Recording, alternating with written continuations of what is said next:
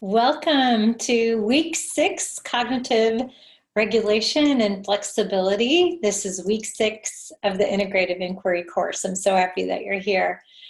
So let's begin, shall we? So the invitation is to practice the arrival, the grounding practice, noticing the feet on the floor, the seat connecting to the chair, the back upright, alert, yet relaxed. Noticing where the hands are placed. Inviting the eyes to soften so they're looking. That soft gaze, so not really seeing, just a soft gaze. Or perhaps the eyes are closed. And then inviting a gentle attention to rest on the breast sensation in the belly.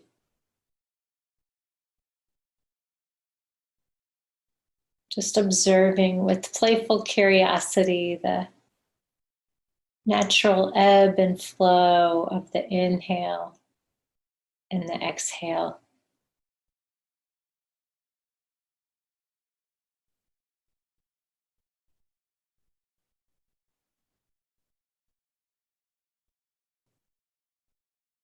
You are here. You intended to be here. You arrived where you intended. I'm grateful. Thank you. Now, did you notice any mind wandering during that practice? Probably. Okay, recalling that mind wandering is the default mode network of the brain. So a research from Killingsworth and the Mindful Leadership Institute found out that 47% of the time, minds are wandering. So 47% of the time, minds are wandering. And this cracks me up. So when I think about, oh, I want more time, I think, wow, if I allowed my mind to wander less, I would have 47% more time paying attention when I wanted to pay attention to what I want to pay attention to. So 47% on average is time spent mind wandering. 70% of the leaders report regularly unable to be attentive in meetings. Anybody ever experienced that? Yeah, 70%. So imagine what we intend to get done at meetings, and 70% of the time leaders are saying, I am not able to pay attention to what's happening in the meeting. And 2% regularly make time to enhance personal productivity. So they regularly make time to enhance their own well-being and care. So the idea is that when we become so disconnected from where we are in this moment, we begin to do what Carol Dweck and Son have talked about, is that we begin to not walk our talk. And in this example, she's talking about when teachers have a false growth mindset. But I also like this. It's like when we are trying to make something more from this, or trying to create possibility from what we have in front of us, if we are not able to mind our mind wandering, pay attention on demand, or care for self, we end up saying, do this, and then actually behaving in another way, right?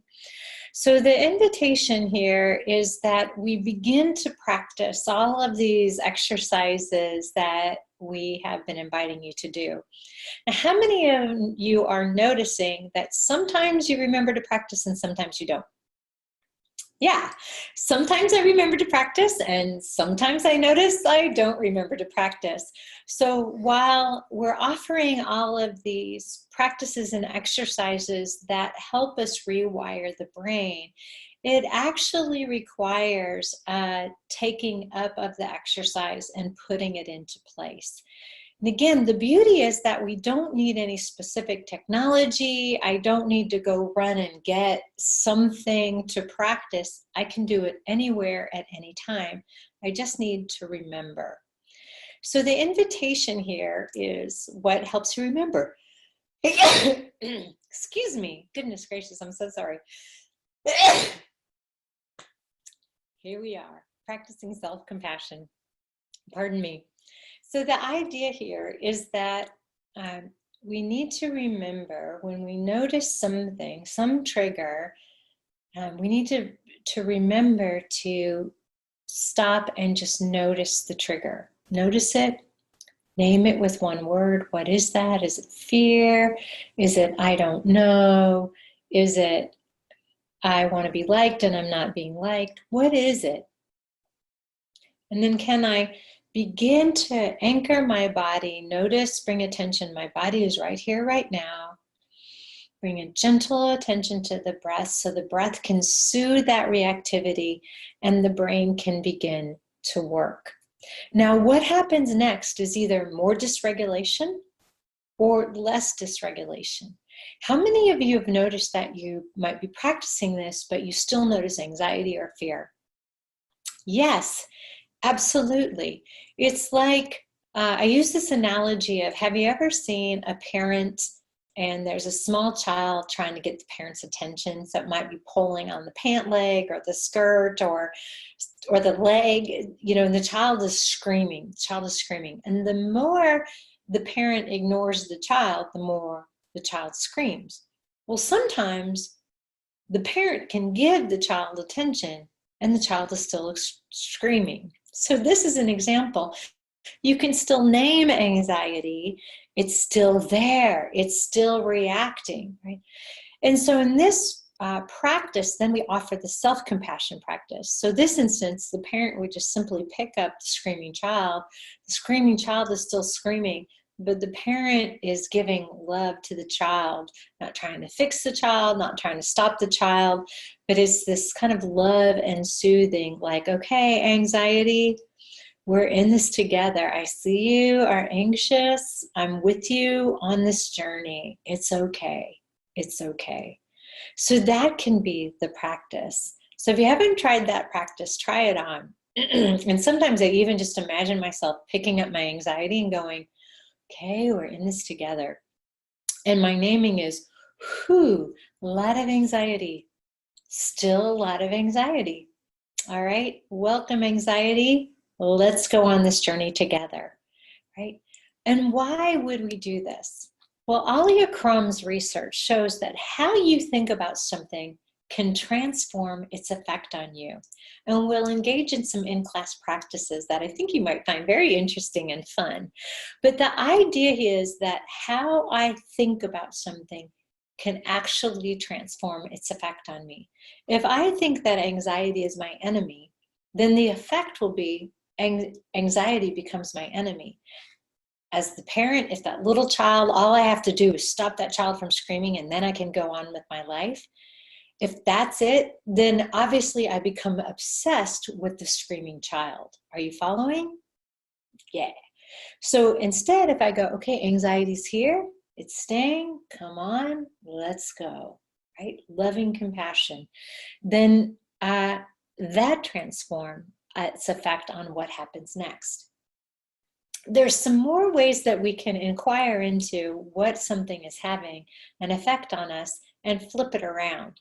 But we won't be able to do that sort of reflection until we stop what we're doing. And that may be literal, or it may be figurative. Like it might be just stopping the ruminating, stopping the fantasizing, stopping the storytelling. Right? So stopping that, anchoring into the body, noticing the breath, breathing. I often bring a hand to my belly when I'm feeling really anxious, really fearful, really stuck in the I don't know, or really feeling like attacked verbally or whatever, not physically. Physically, I just flee. But verbally, I bring a hand to the belly, anchor, notice, breathe, what's here, and then reflect. Now, you can do this in the moment, or you can do it later, in the moment or later. and then allow that reflection to inform a response rather than a reaction. In particular, I'm borrowing from Byron Katie's work that says to really look at what's happening. Look at that thought that I'm thinking. What is it? Is the thought anxiety is derailing me? What's true for me in this moment? What may be true for me in this moment is anxiety may be getting its best of me. Now, who would I be? What would I choose if I thought that thought wasn't true? If I stopped, paused, breathed, noticed, anxiety is getting the best of me. Now, what would I choose if I thought it wasn't true? I'd pick anxiety up, I'd soothe it, I'd say, I see you, I hear you screaming, and this is what I'm going to do. But who would I be if I thought it was true? If I thought anxiety would be getting the best of me, and I believed that, then I would say, I need to excuse myself. I'm moving into dysregulation. I'm not hearing what's being said. I'm not going to be able to be a part of solution making when anxiety is full like this. Please excuse me. Respond and take care of myself. So notice there's no wrong or right. It's just noticing what are you noticing that's true for you in this moment? What's the thought associated with it? Now flip it around. Who would you be if you thought it wasn't true? What would you choose? And who would you be? What would you choose if you thought it was true? Then respond. And remembering all the while that the mind is a storytelling machine. If I can't be clear about what's really here, that looking again, what's really here, noticing what's really here that we practiced last week, or I'm caught up in the story of deciding what's true for me and for everybody in the room, and that's just the truth and that's all there is to it, then I am likely already taken myself out, right? But what if I notice that story and say, wait, what if that story isn't true? What would I choose? What if I didn't think everyone in the room thought I was an idiot? What if I didn't think that this stuff was baloney? What would I choose? Try it on. See what happens. Isn't this fun?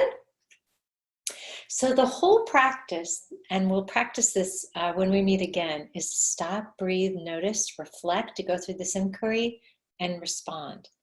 Again, this may feel like we're taking a lot of time, but as we practice, it will happen just like that. And sometimes if I'm really in the reflection mode, I'll speak to what I'm noticing. What would we do if we did believe that some people were listening to this message? What would we choose? What would we choose if we didn't believe that everybody thought this was ridiculous? What would we choose? So, what would we choose? And that's your response, rather than your autopilot reaction that continues to create what is. Isn't this fun? All right, so here's some encouragement, some quotes. Harvard Business Review: mindfulness should no longer be considered a nice to have for executives. It's a must have, a way to keep our brains healthy, to support self-regulation, skillful decision-making, effective decision-making, and to protect ourselves from toxic stress. So this way, trying on these exercises, you don't have to do them at all. You're voluntarily in this class. But if you choose to try them on, engage, see what happens, see if it makes a difference for you and your team. And then this one from Bill George, also at Harvard: the main business case for meditation is that if you are fully present on the job, you'll be more effective as a leader. You'll make better decisions, and you'll work better with other people. It's possible you'll become a better human being. But you decide. Don't let us decide. And again, some evidence-based benefits of giving this a try. So this moment it's a new moment right now and a new opportunity for a new choice. So if you've been noticing some of these practices are working well for you, some of them are not, that's true for you. There's nothing wrong with that. The invitation here is to begin to build on this practice with the stop, breathe, notice, reflect, and respond, SBNRR for short. Play with that and see what you notice next, remembering the next moment is a new moment. You may have believed this thought was true in the previous moment. What does it look like if you turn the thought around in the next moment? You may still choose to go back to that thought, but play around with it, see what happens. All right, so this is cognitive flexibility. So the science is that the mind is a storytelling machine. It will make it up and it will make it true. One more naming of the object of awareness supports a redirection of attention when emotionally triggered. And remember that you can't control the thoughts that arise, or the emotions arise, they're just there. Our job as skillful leaders is to look at those with kindness, look upon them as kindness, pick them up if they're screaming, hold them in our arms with kindness and say, let's go along this journey together. What would I like to choose? We can choose the next thought in the next moment, even if the emotion is staying with us. Yeah? And let's see how that thought transforms. What happens next? Practices, the grounding practice, focused breathing, SBNRR, which we talked through, more inquiry. Who would I be if I thought this thought wasn't true? What would I choose? Who would I be if I thought it was true? What would I choose? And then just hitting a pause button on the negative thought, or the thought that keeps us caught up in the cycle of the same. All right, does it sound fun? Okay, please feel free to reach out to me if you have questions. You know how to get hold of me. I'm happy to be of service. And as we move into our in-class practice where we'll practice some of these fun things, I invite you to connect with your buddy, post any questions you might have, continue to practice that focused daily breathing, practice gratitude, self-compassion, and try on this SBNRR practice. There's a 2-minute journal assignment for you and a weekly poem for you to reflect upon. Until next week, thank you so much. This really is an honor for me to be on this journey with you, and I'm happy to be of service. Don't hesitate to let me know how. Take care.